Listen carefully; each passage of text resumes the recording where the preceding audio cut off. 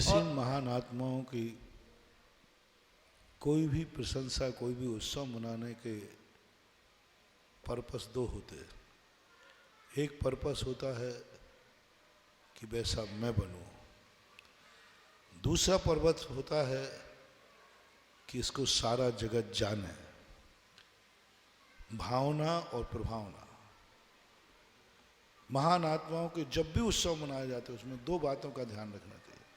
भावना, मैं तद्रूप होना चाहता हूँ। प्रभावना, सारा जगत इसको समझे। आज भावनाएं तो हमारी किसी भी तीर्थंकर के उत्सव मनाने से पूर्ण हो सकती है, लेकिन प्रभावना जो है आज महावीर स्वामी से ज्यादा आदिनाथ की जयंती से हो सकती है। महावीर स्वामी की जयंती मनाने से हमें नुकसान हुआ अकेले, महावीर जयंती से नहीं।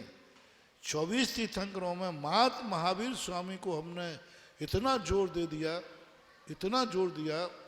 निर्माण महोत्सव, जयंती, महावीर स्वामी प्रवचनों में, उपदेश में, सब में महावीर महावीर महावीर। इससे भावनाओं में तो सुधार हुआ, हमारा कल्याण भी हुआ, कर्मों का क्षय हुआ।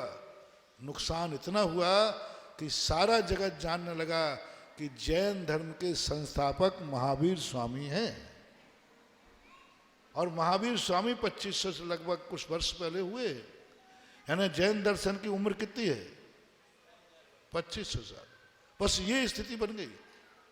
इतनी बड़ी अप्रभावना हुई, इतनी बड़ी अप्रभावना हुई कि सारे जगत में, कोष में जैन धर्म के संस्थापक महावीर स्वामी, सारी दुनिया। ये गलती हमारी थी, हम महावीर स्वामी के अलावा हमने किसी का नाम लिया ही नहीं।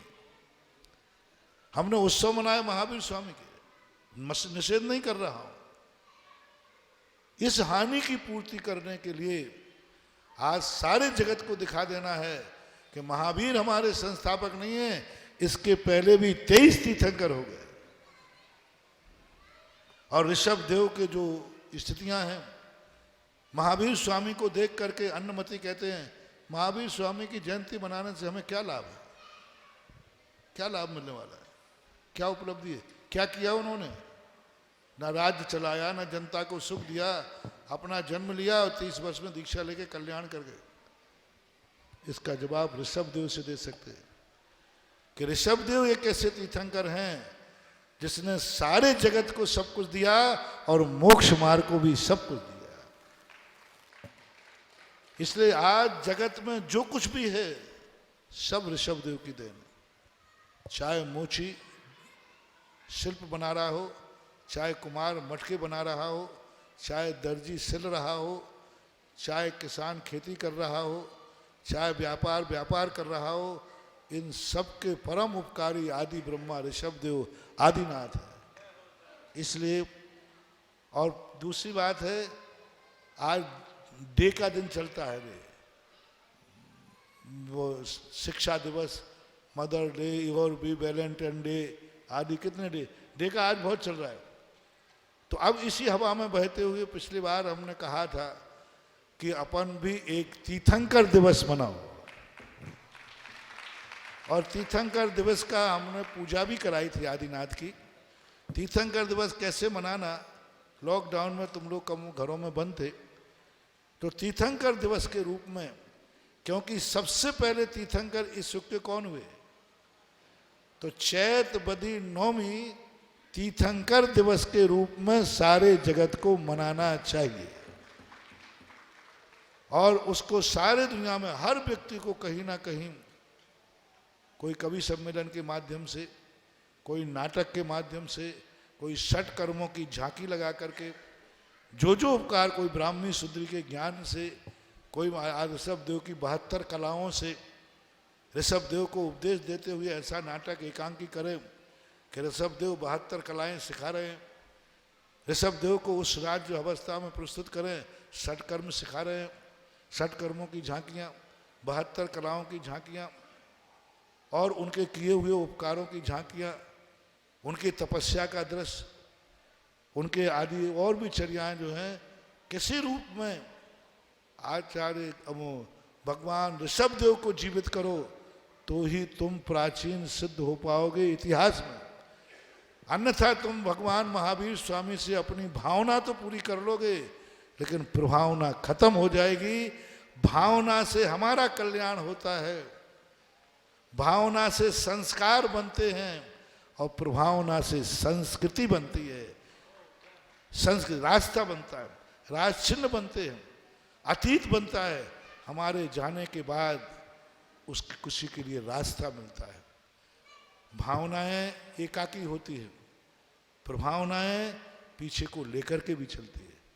जब कोई प्रभावना पर उतरता है, कोई सीढ़ी पर चढ़ता है, किसी को मंजिल पर जाना है, इसकी भावना है, तो वो सीढ़ी पर फटाफट करके चढ़ जाएगा, ये भावना है। प्रभावना वाला क्या करेगा?